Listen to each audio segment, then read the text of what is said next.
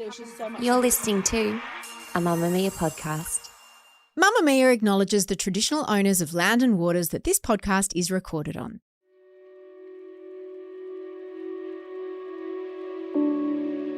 Kate Reid has lived three very different lives. The first as an engineer who worked at the most elite level of Formula One car racing. The second as a young woman consumed by anorexia, to the point where she nearly died. And Kate Reid's third life is the one she's living now, as the owner of Australia's most famous bakery. It's called Lune, and it's actually a croissanterie. Lune croissants have been named the best in the world, which isn't bad for a Melbourne girl who doesn't even speak very good French. From Mamamia, you're listening to No Filter, and I'm Mia Freedman. You're probably thinking that an eating disorder and a career making pastry seem like a pretty big contradiction, and you'd be right about that. What you're about to hear, though, is how the lowest moments in Kate Reid's life led directly to where she is now, and how her anorexia and her ability to create food that can nurture and uplift people are absolutely linked. If you're not lucky enough to have experienced the intense joy of a Lune croissant, you've probably seen one on Instagram or on news stories, because Lune is the bakery in Melbourne where people line up for hours every morning to get their pastry fix, with queues stretching for blocks. There's one in Brisbane now too, and more coming around Australia. Lune make pretty special croissants, but that's not what this interview is about. It's about the story of a woman who thought her life was going to turn out one way when she landed the job of her dreams in the UK, and then sank to some pretty confronting depths on the way to saving her own life. Here's my conversation with Kate Reid. Kate, what did you love about working in Formula One? What was the best part about it?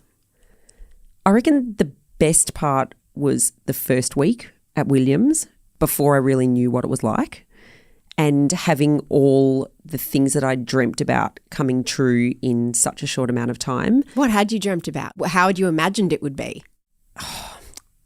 I'd imagined that, like, it's a pretty affluent world, pretty excessive, and if you're an engineer that works in that world, I imagine that you realise that you are in a privileged situation, working with a lot of money on essentially life-size toy cars that race around the world. And for that privilege that you realise should come with, like, how lucky am I? I'm going to have so much fun with this. I'm really going to push the boundaries of the technology that we're working with. I'm going to change the world in an exciting way with this toy car, and maybe one day it will affect the rest of the planet in a more commercial way. So for most of us, our exposure to F1 is meow, meow. I say that because I've gone to sleep with those noises in my ear for many, many years. I've come from a family of F1 tragics. My father, my husband, both my sons. So, you know, it's very glamorous. There's celebrities, there's drivers, there's excitement. When you're actually working on those cars, is that what your day-to-day is? No, gosh, no. For me, the glamour wasn't the enticing part of Formula One. I was deeply obsessed with the technical nature of the cars. But no, in my role as an aerodynamicist, I worked 16 to 18 hours a day behind a computer, often going through a whole day without having conversation with people, a lot of negative applied stress in the office.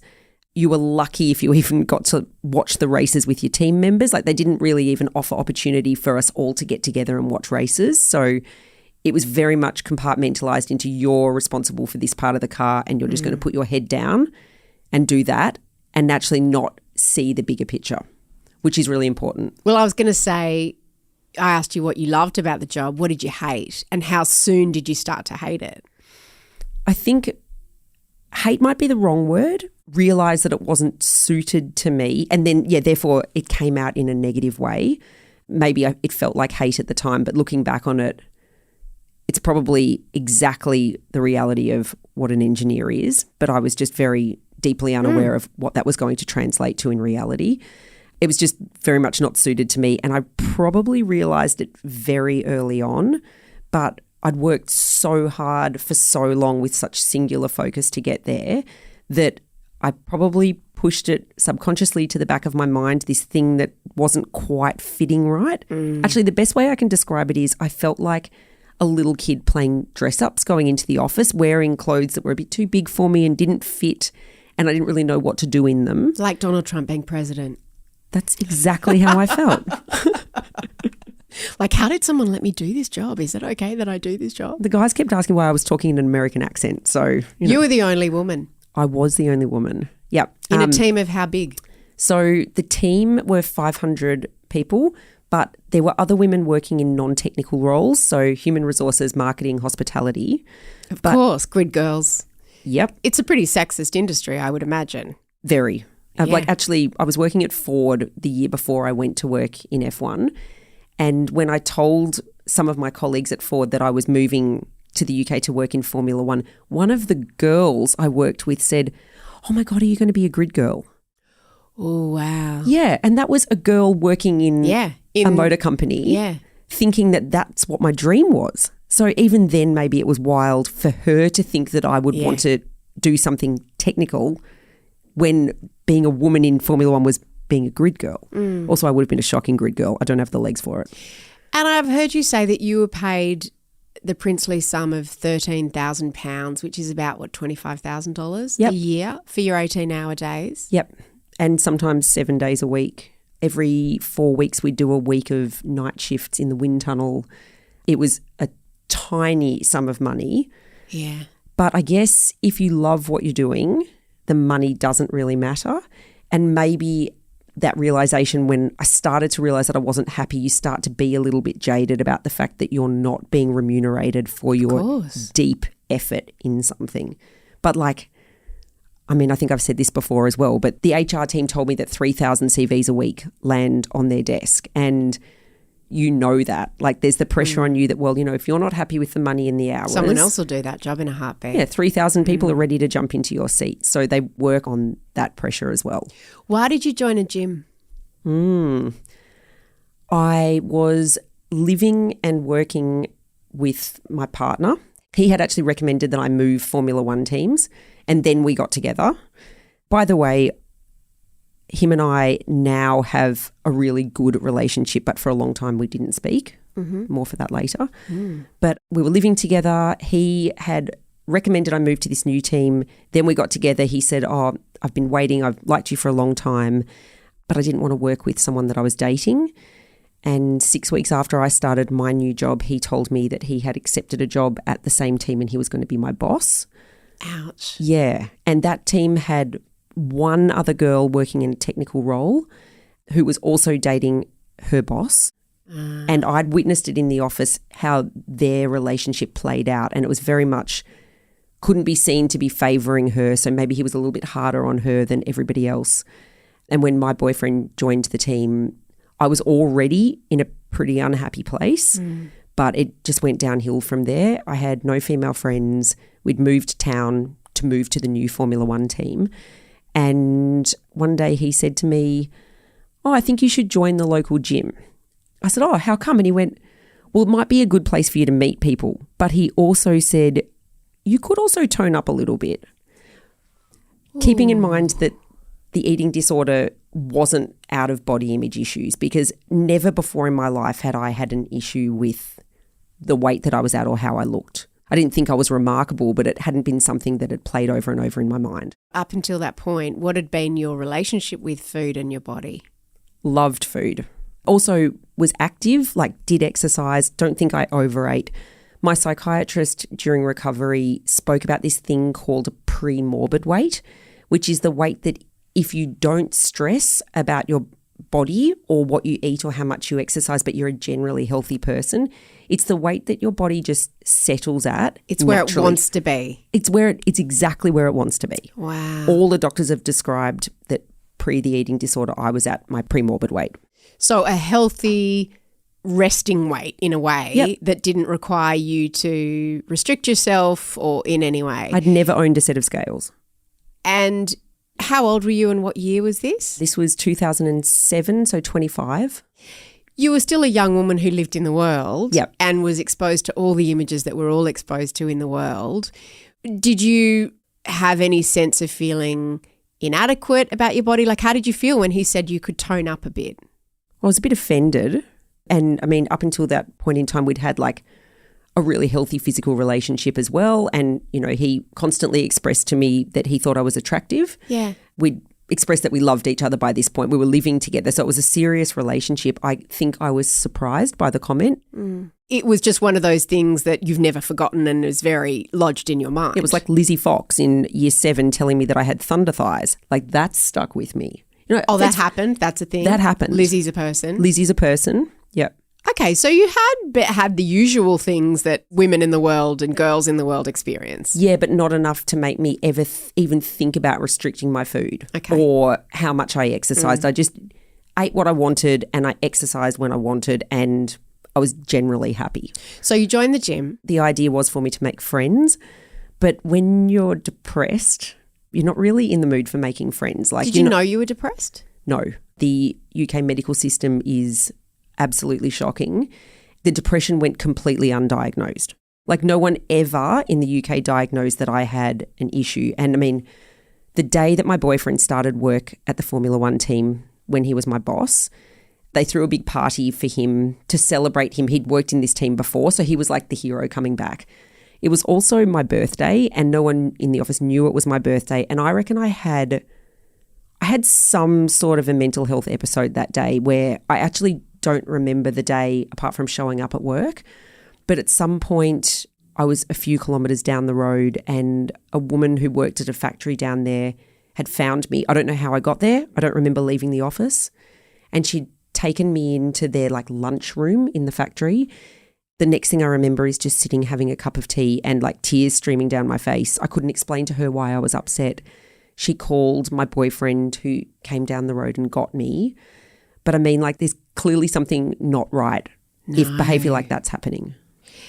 So this was around the time that you were unhappy. There was a lot going on. You didn't have family and friends who'd known you a really long time to say, hey, Kate, you're not yourself. This was maybe like the May, June of 2007. In the March, my boyfriend and I had flown back to Australia for the Australian Grand Prix, and I had really, really deep thoughts about never returning to the UK. Like, I didn't want to get on the plane to come back. And I'm pretty sure I cried, and from when we took off in Melbourne until we were somewhere over Russia. Like, actually that's making – yeah, I didn't want to leave home.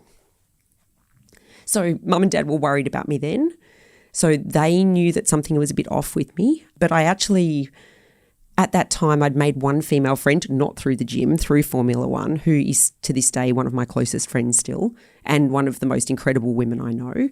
And she worked in marketing in Formula One, and she said, I reckon you need to get out of the engineering office. I know you love Formula One. There's a job going at my office. Do you want to come and join us?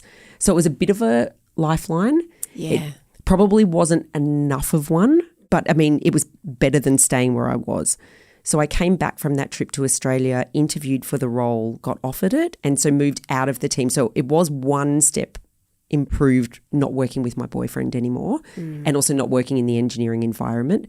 But the level of pressure wasn't different whether you were an engineer or in marketing. I mean, Formula One is the most cutthroat environment, and no matter what role you work in, you're under the pump and people want your job. And yeah, but we were working crazy hours. I mean, we'd fly out to races. So by this stage, I was probably, you know, living many people's dreams, flying to different races and doing corporate hospitality and Formula One activations. But I mean, we'd fly out on the Tuesday or Wednesday, and often you'd get 1 or 2 hours sleep because you were hosting guests, taking them out to dinner, meeting them at airports, getting up early to do God knows what. So you'd, you know, work for 5 to 6 days at a Grand Prix weekend, and maybe over the course of the weekend, if you were lucky, get like 8 hours sleep.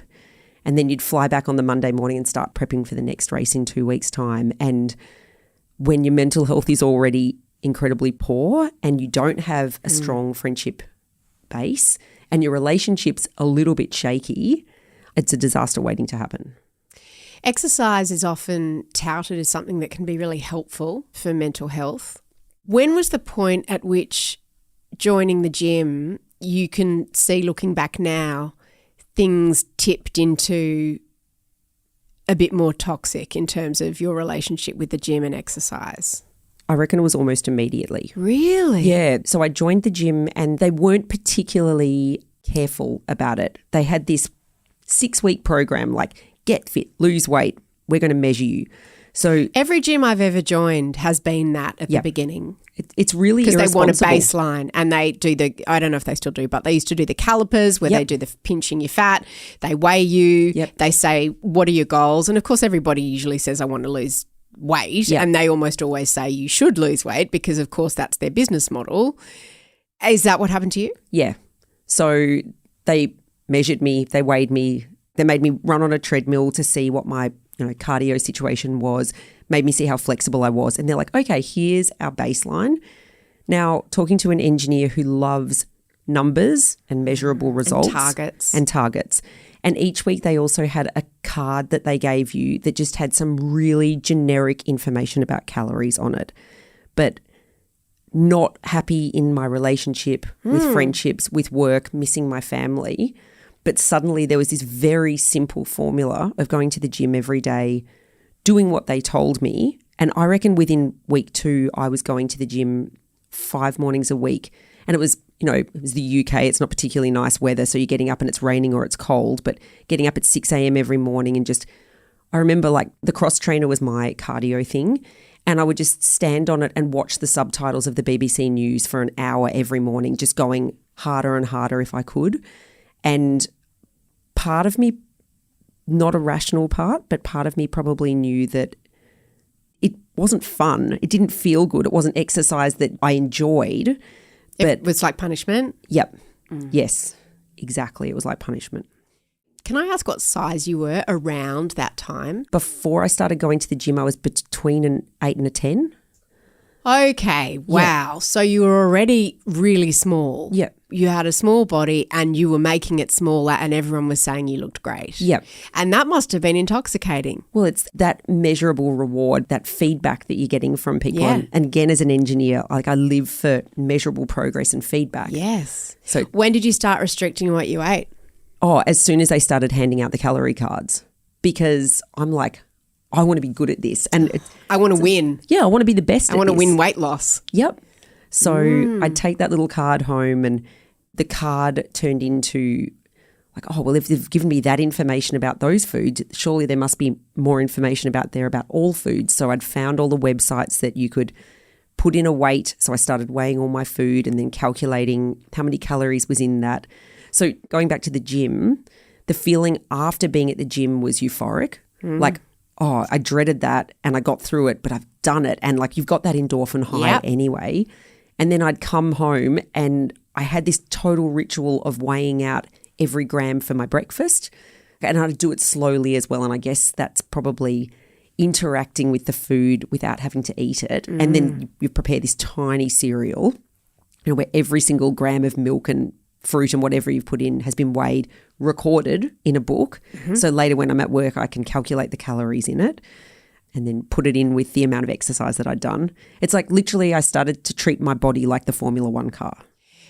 And it sounds like you literally clicked into that very fast. Very. And the madness took you very fast. Yep. Well, I mean, I think I probably joined the gym in about the July and I went home again to Australia for Christmas that year. Actually, maybe it was the month before Christmas. And Mum and Dad were worried about me by then. And I think at that stage I'd lost about 4 kilos. And like genuinely I thought I just looked great. Like I'd probably never looked slimmer and just more fit in my life. I'm like, why can't everyone see that I just look great? But without me knowing, my boyfriend had spoken to Mum and Dad on that holiday and expressed that he was a bit concerned about me because obviously he'd witnessed behavioural changes at home as well. What had he seen? Big mood swings. I wouldn't eat out anymore. I wouldn't go to restaurants because God knows what they've cooked the food in. Like, at home I'd weigh and measure the olive oil that was used in dishes so I was comfortable to eat it. But as soon as that control was taken out of my hands, I'd freak out. And he had started packing my lunch for me and he started requesting that we meet to have lunch together. So he started packing your lunch because he was worried that you weren't eating enough? Yep. He also nicknamed me his little Japanese prisoner of war Oh. Yeah. Okay. Because you were starting to look emaciated. Yep. Okay. So I think there was a point between when he'd recommended I join the gym. Yeah. And careful what you wish for, buddy. Yep. And so Yeah. then he's like, hey, why don't I put a banana in this muesli bar in your lunchbox today? And he's like, you can have that as a morning snack. And I'd get to work and put it in the bin. But then I'd meet him and I'd prepared salads for us. So we'd sit and eat our salad in the car together. He'd thought that I'd eaten the banana and muesli bar, but I hadn't. There was only one woman that worked not in my office, but in the same building. The office was actually at Silverstone Circuit, where the British Grand Prix is held. And I'd meet her in the morning. I'd go and get myself a cup of boiling water. That was my treat. And I'd meet her, and I think she started to see the decline, and she only recognised it because she too had had, I think, long suffering with an eating disorder and maybe just keeping it at bay. But she spotted it, and she was the only one brave enough to call it out. What did she say? She actually wrote me a letter, and maybe because she knew that confronting me about it might not yield great results, potentially because she'd experienced it herself. And she just said, look, I'm really worried about you. Her husband worked with her, so I knew him too. He's really worried about you too. You've lost what beautiful curves you did have. You just don't seem to be your normal bubbly self. We're really concerned. So how did you react? I don't think I was particularly receptive. Also, now we're at the point where my memory is honestly quite hazy about this point in my life. Because you were malnourished. Yeah. Yeah. Yeah. Like your brain is one of the organs that needs nutrition and food as well. And I wasn't just starving my butt and my thighs and my stomach. I was starving all my vital organs. So, yeah, my memory isn't – Mum will sometimes say, oh, remember when that happened? I'm like, no. What? Did that happen? She's like, oh my gosh, Kate, we were so worried about you. But yeah, these stories pop up all the time of things that happened that someone in their right mind should remember because they're shocking enough, and I just don't. After the break, you're going to hear about the moment Kate's boyfriend had to call for help and what happened when she got back to Australia.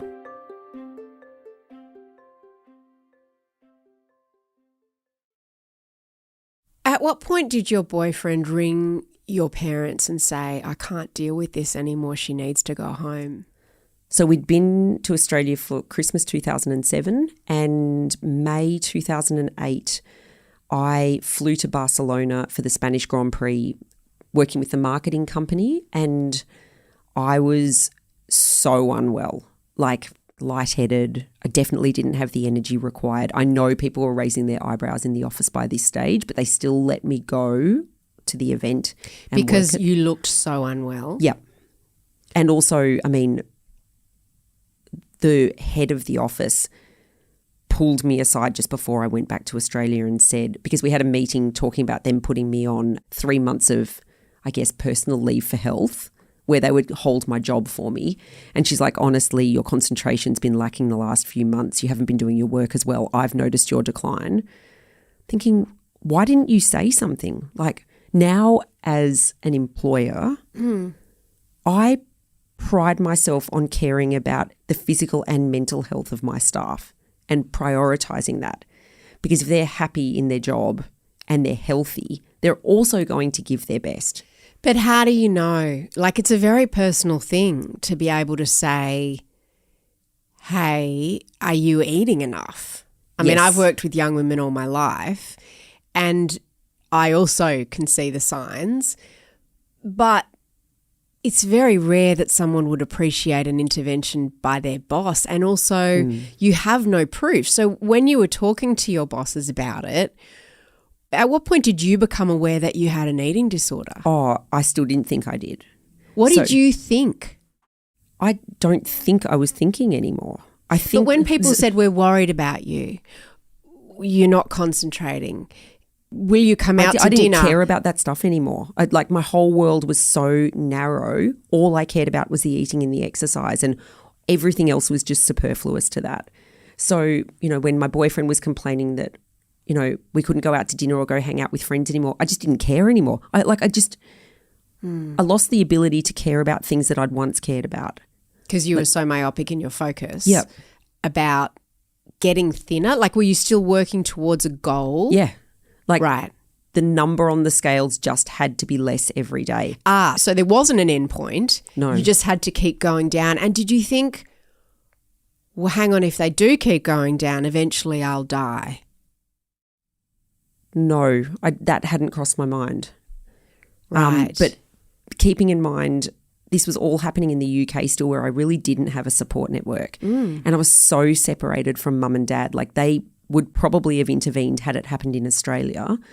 And I mean, my boyfriend was my age. We were just kids, and he was so out of his depth. And he was also, keeping in mind, he was working in his dream job. And he was loving it. Like, he'd worked just as hard as I had to get there. And the fact that he was succeeding in it and loving it, and it was something that he'd worked his whole life towards, and suddenly he was having to manage a girlfriend that he could see was slipping drastically with her health. Like, he wasn't qualified to manage that. No. And I think only hindsight's made me really look back. With compassion to him that he did the best he could with the limited tools that he had. Absolutely. And I mean, we've communicated about that since, that like I had a real revelation in 2018 when I wrote the first ever publicised piece about the eating disorder for Gourmet Traveller. And writing that, I really started to see it more on his perspective, how hard it would have been for him. And I'd never acknowledged that before. And he told me he didn't want to ever speak to me again, but I reached out to him and I said, you don't have to reply to this. But in hindsight now, I can see how deeply troubling it would have been for you, and to expect you to leave your career and all of this. We just had a real moment where we exchanged apologies on how we messed up with each other. So it was kids trying to navigate something that was like well beyond them without any support, really. Your dad came and packed up your life in 2 days. Do you remember those days and whether you fought against the idea of going back to Australia or leaving your partner, or whether you were just quite passive and let it all happen around you? No, I was so relieved. Like, the decision had been taken out of my hands, and like, I'm really close to my dad. So knowing that he was essentially going to come and rescue me, and that whatever was on the other side of it had to be better than where I was now. And like, I mean, I wanted to go back to Australia and carry on with the restricted eating and the exercise. It wasn't my goal to go back to Australia and just be normal. Get well. But like, well, you thought you were well. Yeah. You thought everybody else was overreacting, or I just thought the grass was going to be greener in Australia, and it would feel better. So I shouldn't keep asking you in some ways what you were thinking, as if you should have been thinking differently, because as you say, part of anorexia is starving your brain. Yeah. And your brain works in very specific ways when it's starving. It can't think, it can't make good decisions. But conversely, well, not conversely, for survival, it makes you obsessively think about food. Yeah. That's the body doing the mechanism that it needs to, but it's also torture. It's very clever. I mean, it's designed to make you go and look for food under all circumstances, but when you can override it with an eating disorder, that's when it becomes torturous. Yeah. So, I mean, I know I've spoken about this in the past too, but cooking and baking became my way of living vicariously, like managing that never-ending thought about food in my head. If I was thinking about what I was going to make, if I was walking down the aisles of the supermarket contemplating the ingredients, when I was at home in the kitchen preparing it and cooking it, all of those experiences were me engaging with food and letting my brain think about food without eating it. And I don't think that that's unique or unusual to me. I think it's incredibly common for people with eating disorders to think the same as me. There are people with anorexia who get so in their head that they become convinced that they can inhale calories and that there are calories coming under the door and that there are calories in the air. Was that something, you know, in the preparation of food and being around food, was that a place that you ever went? I mean, I imagine you couldn't taste anything you were cooking. I certainly didn't taste, but no, I didn't feel like being around the food or working with it was a concern to me. Not quite as drastic, but I do remember even feeling nervous about drinking water. And in particular, I wouldn't drink any water in the morning before I weighed myself. I was actually thinking about this the other day. I know a lot of people who suffer from eating disorders, when they've got an appointment with their psychiatrist, they'll drink a lot of water to fake their weight. I couldn't even do that. I had to walk into the psychiatrist's office and stand on her scales, because if I looked at the number and it was more, it would send me into a frenzy. So I couldn't even fake it for the psychiatrist. Yeah. I needed to see the lowest number possible at any time I stood on a scale. Otherwise it was intolerable. Yeah, like I would torture myself. And Mum tells me that some of my worst like periods of time, even in the middle of winter, after dinner, I would just go out walking the streets for hours to walk off the calories of whatever I'd been made to eat for dinner. I've seen anorexics doing that and it's very distressing to watch. I have seen it now too, and it's very distressing. Yeah. And what's it like in the head of that person? Oh, like Dad told me that when I was at my worst, I wouldn't even look before I crossed a road. I was that singularly focused on the movement and the exercise. It must be like, again, I don't have a real recollection of what I was thinking at the time, but it's just like if you're moving, you're not eating. And if you're moving, you're burning calories. And it just becomes singular. When you came home, what sort of care did you get? You moved home with your parents. Oh, Mum and Dad are the greatest humans of all time. They love you. You're their little girl. Yeah. It really affected them. I think, like, I can't speak for Dad because he doesn't show his emotion as much as Mum, but, like, I think it really, really affected Mum. And, I mean, it's hard, and I haven't really ever spoken to Mum about this, but I wonder if she started to take on some of the behaviours, because I was just in control. Like, I had to cook the meals. I had to prep my own food. So they were eating what I was eating. Oh, wow. Yeah. So that idea of not trusting anyone else to cook for you, what was it that you didn't trust? Oh, that they were going to sneak calories in there that I wouldn't know about. And you needed to control and know every single calorie Yep. that you consumed. Yeah. Because anorexia is about control. That's Obsessive control. And, like, I think, bless Dad, like, both Mum and Dad managed it in the best way they possibly could. But first of all, support isn't great out there for families who have a member suffering from anorexia. And I think, again, the difference between men and women, I think a lot of men think the problem is just food. Yeah. And, like, we'll get food into her and she'll be fine. And Mum somehow intrinsically understood that it wasn't about the food, that there was a deeper problem that needed to be addressed. So I think Dad probably found it frustrating, and Mum understood the real severity of the issue, that it wasn't actually just about feeding me. It was, so it's... So would he, you know, the usual just eat a burger? Like, I don't understand. Yeah. And to someone who doesn't understand eating disorders or who's never had one, it seems so logical. It's like someone who's banging their head against a wall and complaining about it will just stop doing that. Just eat. And it will be okay. Just eat and you won't be anorexic anymore. Literally, you have the power. Yeah. And, like, that's the thing. I mean, this is winding the clock forward quite a bit, but people with an eating disorder are some of the strongest people in the world, because if they have the mental ability to, like, stop themselves from something that's a life force, like food, we need food. And food can be delicious as well. Like, if we have this ability to, like, tell our brains that we don't need it, we've also got the ability to get out of it. Like, if you've got that mental strength to stop yourself from doing something that's so natural, you've also got the ability to turn it around. But it's getting yourself into a mindset where that feels like a positive thing rather than a negative thing. Kate, what did you see when you looked in the mirror during your anorexia? Oh, just someone overweight, clear body dysmorphia. I remember one afternoon going to my auntie's house, and you know when you sit down, when you've got jeans on your thighs, like the meat and the muscles on your thighs spread out. I remember sitting there and clenching my stick-thin legs as tight as I could, because I couldn't bear how much my thighs were spreading sitting down. So the feeling of your own flesh was repulsive to you? Yeah, absolutely. And distressing to you? Yep. And I think that's probably why there was no end goal. The number just had to be smaller. It was just part of you imagine maybe that you would be satisfied at some point, or that you would get to the point where your thighs didn't feel like they were spreading, or where you felt comfortable. again? I don't ever think I imagined an end goal.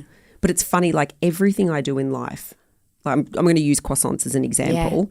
Like people regularly say, you know, do you think you're making the perfect croissant? Like, absolutely not. I don't think perfection is something that is ever achieved. Therefore, it's the perfect goal because you'll continually be able Iterating. and you're working towards it without ever actually getting there. So maybe I applied the same thing inadvertently with the eating disorder, that I didn't ever think there was an end goal. Just the goal was better than today. Correct. Yeah. What did you think when you looked at other women's bodies? Be honest. I can be pretty critical. I actually think through this, I think I've realised that I can be quite a judgmental person. But I don't remember in that period of being unwell ever looking at other people or judging them. Like, you become so insular. Like, so the body dysmorphia applies to you, but it doesn't apply, like you thought you were fat, but you didn't necessarily think that everybody else was fat, even though they were technically much, much larger than you were at that time. Absolutely. Yeah. So it was a specific lens that you had on yourself that was distorted. But I mean, I don't know if you'd agree with me on this, but an eating disorder is intrinsically incredibly selfish. You become all about you. Yes. And I would agree with that. You're just always looking inward. You're not really thinking about how your actions are affecting other people, to the point where you're also just not even looking at other people anymore. Yeah. And you don't form an opinion about other people, because the only one that really matters is the opinion you have about yourself. So it becomes very inward looking. And it's true. It's like you look back at things now that are so embarrassing or shameful that you did, or that other people said to you or observed in you. And at the time, it just brushes over you. I remember being a waitress and getting sacked because I was binging on the food when I was meant to be serving it, and throwing up during service. And like, how mortifying that I got fired for that. But at the time, I just remember it didn't even register. Do you know, I didn't have an experience like that.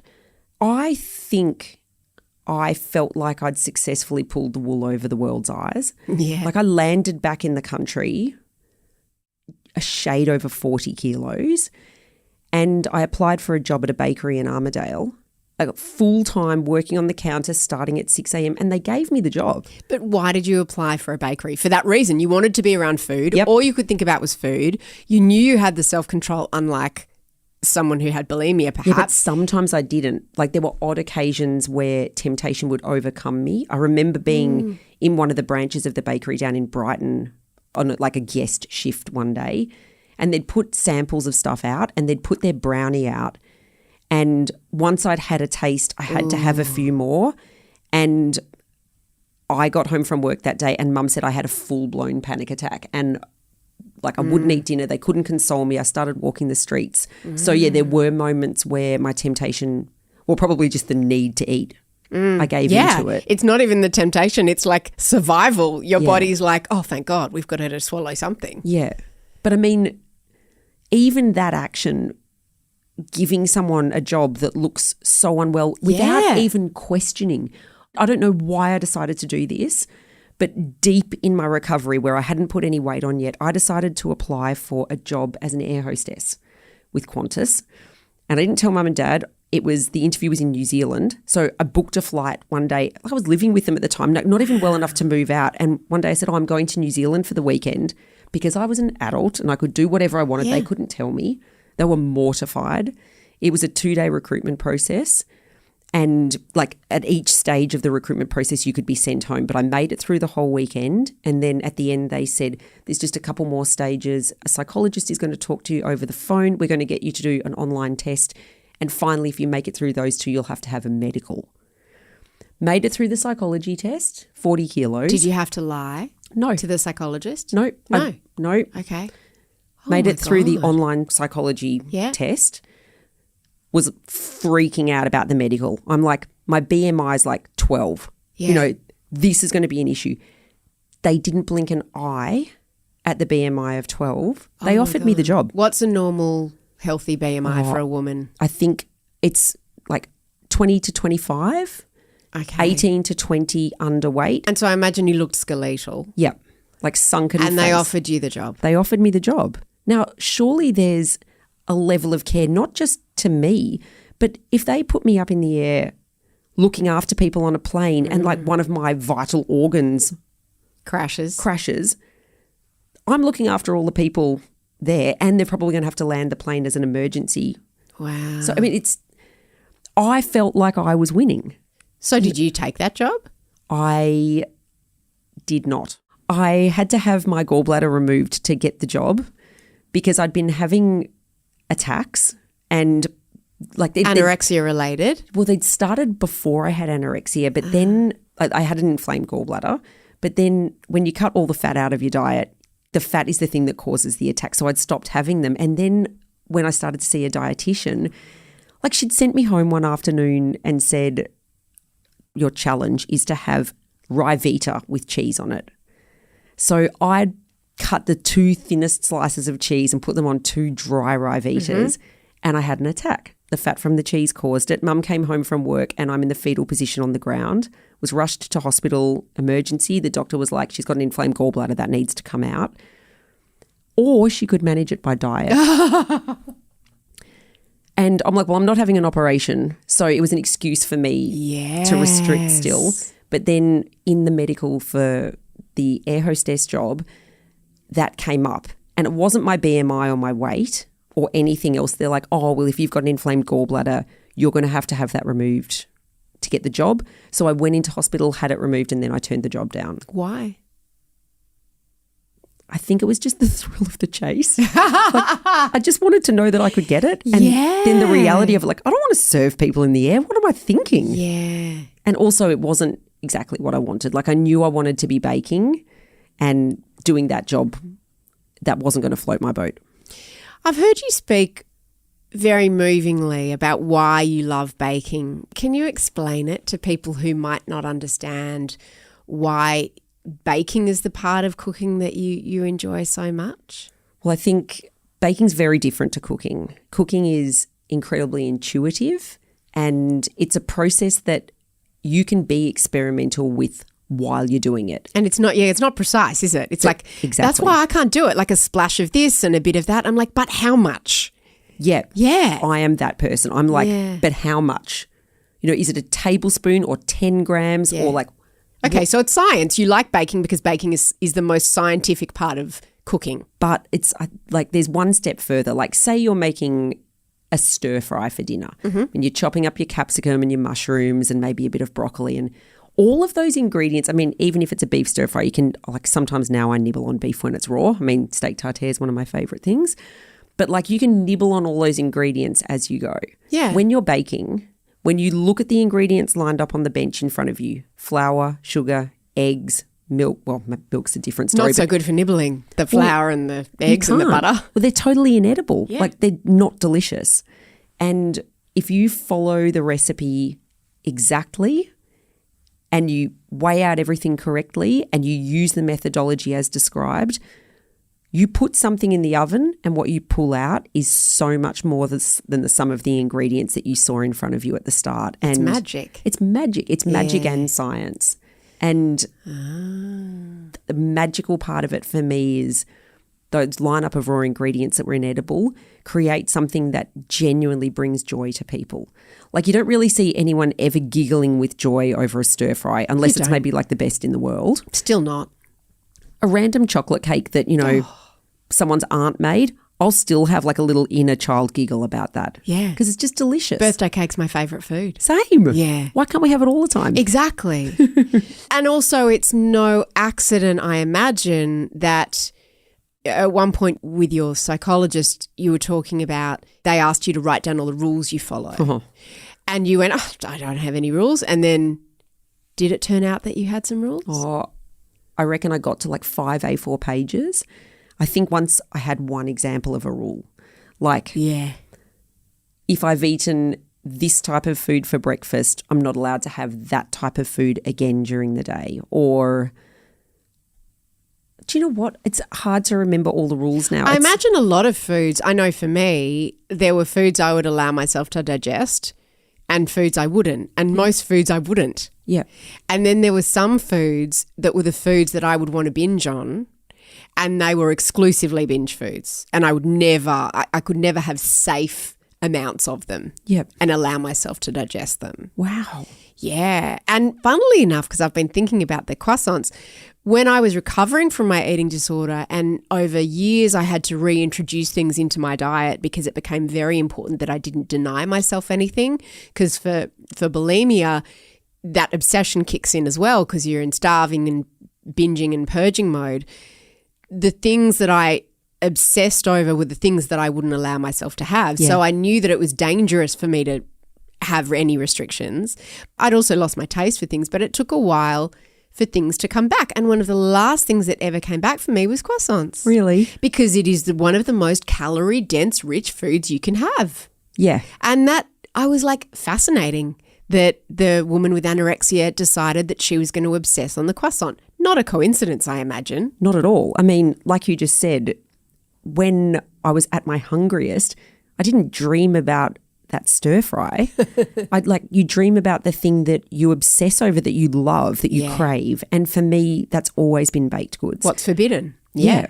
When I was in recovery, I was seeing a dietitian and she said, so I had to have breakfast, morning tea, lunch, afternoon tea, dinner, dessert, minimum of 6 meals a day.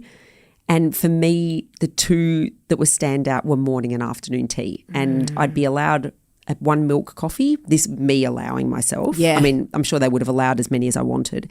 And 1 baked good treat. And I would hang out, like interestingly in recovery, I would hang out for those 2 times a day.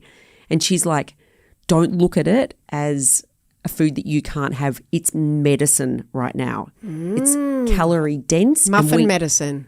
I was obsessed with muffins. Yeah. I actually because muffins are, in a quote mark, healthy way to eat cake. I can't believe I'm admitting this, but when I was in recovery, I started a blog called Muffin Else Matters. Oh, I love it. And I'd go around to different cafes and I was obsessed with trying their muffins. But there's a private eating disorder clinic in Melbourne that my psychiatrist convinced me to do a day program at, because her and I were at loggerheads. If I dropped below 40 kilos, she was going to commit me against my will. But I bargained with her and I was like, how about if I go along to a day program? I lasted like 5 days because I'm like, all these people have a problem. I don't have a problem. I don't understand why I'm here. Did you listen to them and look at them and what did you think? Oh, I'm like, oh, they've got a problem. I don't understand why I'm here. How did you see them as different to you? Some of them were kids. I'm like, oh, it's a body image issue. I don't have a body image issue. I'm fine. I was definitely the oldest one in the group, maybe by about 6 or 7 years. And I'm like, well, I got through my teens without an eating disorder. I've got this. But what did you think you had? Honestly, like maybe part of me was still in denial that I was okay. Oh, well, sounds like all of you is in denial. Yeah. When did you accept that you had anorexia? I had a really rocky relationship with my psychiatrist. I thought she had no respect for me. I'm like, I'm a woman of the world. I've worked in Formula One, something that not many people in the world ever achieve. I'm an adult and I know myself. You think I've got a problem and you don't respect the fact that I'm an adult. I think at some point we reached an understanding, and maybe it was me just finally coming around. I actually think at some point I felt like she started to show me respect for things that I had achieved in my life. It wasn't necessarily acknowledging the eating disorder. It was acknowledging the successes and the hard work that I'd done in other areas to get to certain points in my life. And then at some point we reached this understanding of mutual respect. And at that point in time, I think I acknowledged that I needed to get out of it. That's so interesting that you imagined that the two things were mutually exclusive, that if you had an eating disorder, it must have meant that your life was a fuck up. And you were like, no, but here's the proof that my life isn't a fuck up, which therefore means I don't have anorexia because I achieved all these things. And if I had anorexia, I couldn't have. Was your... Yeah, maybe. Yeah. And I mean, also in my head, every morning that I stood on the scales and I was a bit lighter, I was achieving what I'd set out to achieve. So that was a win for me, but everyone else was seeing it as a negative. And I'm like, but hang on, I'm achieving what I set out to achieve. So when did that shift and how? It wasn't something that I consciously did. When I started working in cafes, actually baking for a living, there was just slowly, like very fractionally every day, less and less room in my head for my brain to like obsess over the eating disorder, because I was discovering this other thing that, you know, you'd show up to work and there'd be a prep list of, you know, I have to make these 20 things by the end of the day and I've got 9 hours to do it and I have to be efficient. And so my brain had to start focusing on achieving that prep list. And could it when it had no fuel? Yeah. I could probably go back and ask people that I worked with early on. And I mean, I know this has been spoken about as well, but now like just one of the most important people in my recovery process. When I stopped working at that bakery that I got a job at when I first came back, there was this little cafe around the corner from Mum and Dad's house. And on my days off, I'd walk around there and get my coffee in the morning. And it was just perfection. Like we're just around the corner from Flower and Stone now, and there are, not in the exact appearance, but the feeling you get when you walk into Flower and Stone, you feel like you've walked into... Flower and Stone is a little bakery just near where the Mamamia office is in Woolloomooloo, yeah? Yeah, and Nadine's created this environment. You feel like you're walking into a place in her heart when you walk into that cafe. That's a beautiful way of putting it. Yeah, and everything that she does isn't... it is made with science, but it's more made with love. Yeah. And when you eat it, you sense the love that's gone into it, and you're eating it in this environment that just makes you feel genuinely happy. And this was what that little cafe was like. And I drummed up the courage one day to ask the owner if I could have a job working for her and if I could do the baked goods for her. And she said yes. Why did she say yes? She revealed to me a lot later that she recognised the eating disorder in me and she wanted to give me a supportive environment. It's very counterintuitive. She must have known a thing or two, because to think that an anorexic would thrive in an environment where they were baking things, that's a lot of trust. Yeah. Makes me hungry for a croissant, you know? And that's not even the end of my conversation with Kate. I hope you enjoyed this first episode. On the subscriber episode, which you can listen to right now, we chat about how Kate exactly recovered from the eating disorder that almost took her life. What were those points along the way that made her realise, hey, I am actually getting better? There's a link in the show notes. And we'll also put a link to the Butterfly Foundation if listening to Kate's story has made you feel like it might be time to reach out for some help. The producer of No Filter is Emmeline Peterson. Our executive producer is Eliza Ratliff, with sound production by Madeline Joannou. I'm Mia Freedman. Thanks for having me in your ears.